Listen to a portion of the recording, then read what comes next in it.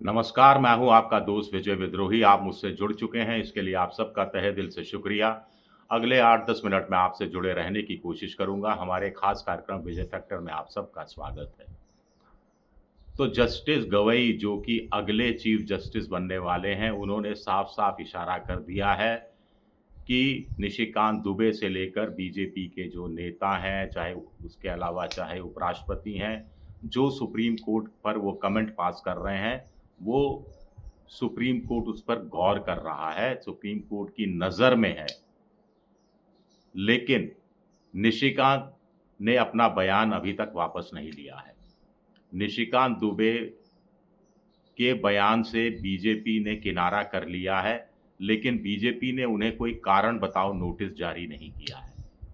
तो बीजेपी का कारण बताओ नोटिस जारी नहीं करना, निशिकांत दुबे का अपने बयान पर को वापस नहीं लेना या माफ़ी माँगने जैसा कोई संकेत नहीं देना, जस्टिस गवई का 2-3 बार उल्लेख कर देना कि मामला अटॉर्नी जनरल के पास लेकर जाओ, कोर्ट की अवमानना का मामला, बाद में हम देखेंगे।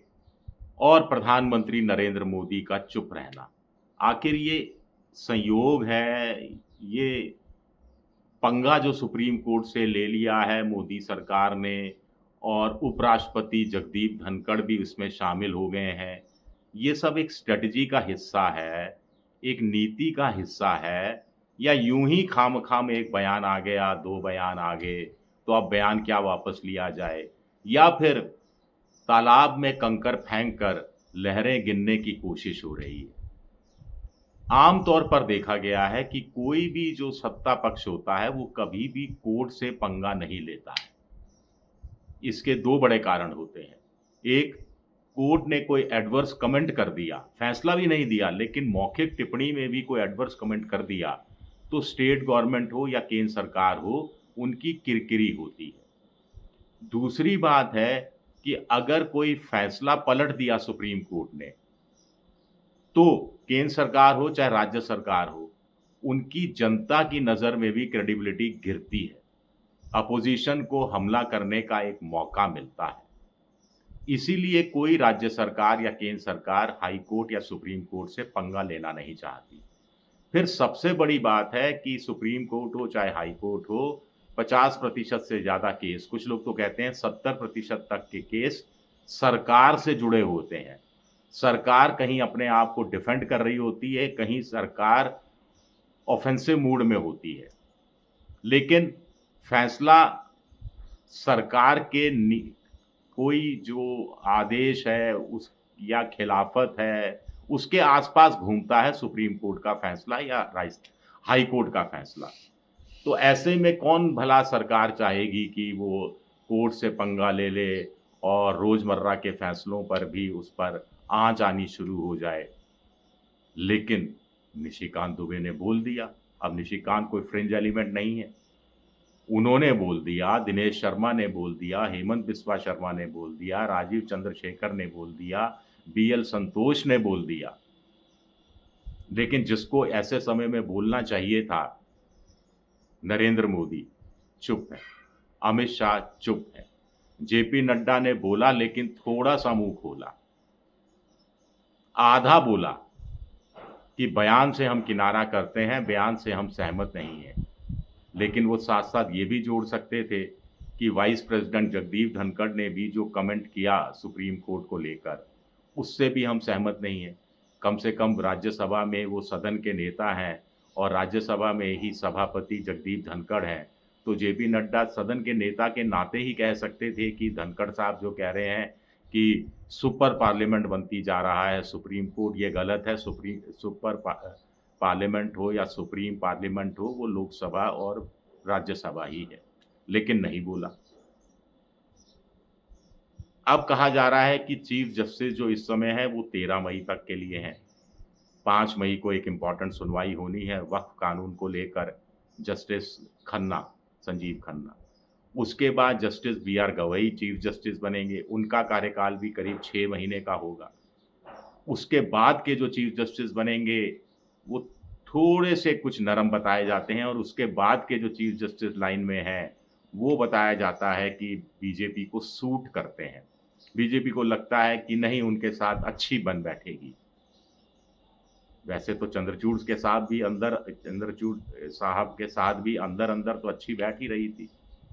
वो तो पता ही नहीं लगता कि अगर गणेश वंदना के समय में मोदी जी उनके घर चले नहीं जाते और आरती का थाल लेकर पूजन खुद शुरू नहीं कर देते तो। या फिर चंद्रचूड़ साहब खुद नहीं कह देते कि राम जी उनके सपने में आए और उन्होंने राम मंदिर वाला आदेश लिखवाया एक तरह से। खैर वो बातें तो पुरानी हो गई। तो कुल मिलाकर क्या सुप्रीम कोर्ट को दबाव में डालने की कोशिश है? माहौल बनाने की कोशिश है? अब बहुत सारे लोग व्हाट्सएप यूनिवर्सिटी में डाली जा रहे हैं कि हाँ साहब, सुप्रीम कोर्ट का क्या मतलब है कानून बनाना? कानून तो संसद बनाती है, सरकार बनाती है, सुप्रीम कोर्ट क्यों कानून बना रहा है? सुप्रीम कोर्ट ने भला कौन-सा कानून बना दिया? सुप्रीम कोर्ट ने तो कोई कानून नहीं बनाया।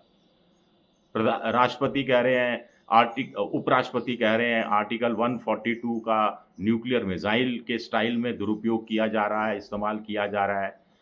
बुरा लग रहा है उनको, गवर्नर वाले केस में आर्टिकल 142 का इस्तेमाल हुआ। लेकिन राम मंदिर वाले केस में जब आर्टिकल 142 का इस्तेमाल कर राम मंदिर के गठन को मंजूरी दी गई थी, तब तो धनखड़ साहब बड़े खुश थे, तब तो कोई कुछ नहीं बोल रहा था। जैसा कि कुछ विशेषज्ञ डिजिटल मीडिया में कह रहे थे, मैं उनकी बात आपके सामने रख रहा हूँ। तो फिर यही सवाल उठता है कि मोदी जी खामोश क्यों हैं? जस्टिस गवई का जो रवैया रहा, जो उन्होंने कहा तंज कसा, व्यंग कसा कि भई आप लोग कह रहे हैं कि हमें राष्ट्रपति को निर्देश देना चाहिए, यहाँ तो हम पर आरोप लग रहे हैं कि हम पार्लियामेंट वाला जो प्रोसेस है उसमें व्यवधान पैदा कर रहे हैं या अतिक्रमण कर रहे हैं या उसको इन्वेड कर रहे हैं, कार्यपालिका में अतिक्रमण कर रहे हैं, हस्तक्षेप कर रहे हैं, विधायिका में हस्तक्षेप कर रहे हैं, हम पर तो ये आरोप लग रहे हैं साहब। और भाषा और जो शब्दों का चयन किया गया, वो साफ बताता है कि वो खुश नहीं है।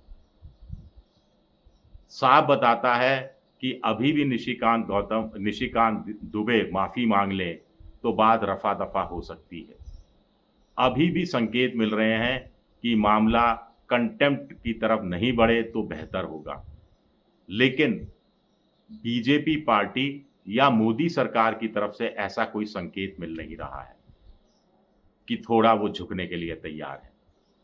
क्योंकि मामला तो पूरी तरह से साफ है कि जो बातें निशिकांत दुबे ने कही, वो सीधे-सीधे 100% कंटेम्प्ट ऑफ कोर्ट है और चीफ जस्टिस ऑफ इंडिया के बारे में अपमानजनक शब्दों का इस्तेमाल किया गया है कि गृह युद्ध देश में हो रहे हैं और इनके लिए ज़िम्मेदार कोई एक व्यक्ति है तो उसका नाम chief justice of India Khanna है। तो इसमें तो मामला फँसता हुआ नज़र आ रहा है।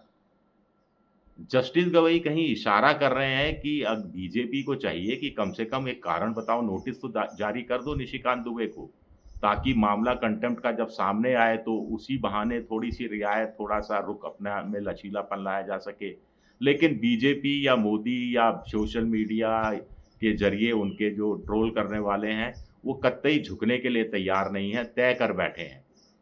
ये पंगा भारी पड़ सकता है या फिर आने वाले दिनों में देखना पड़ेगा कि दबाव क्या काम भी आ सकता है। कुछ भी हो सकता है। शुक्रिया मेरा ये वीडियो देखने के लिए। पसंद आए तो लाइक कीजिए, सब्सक्राइब कीजिए, शेयर कीजिए।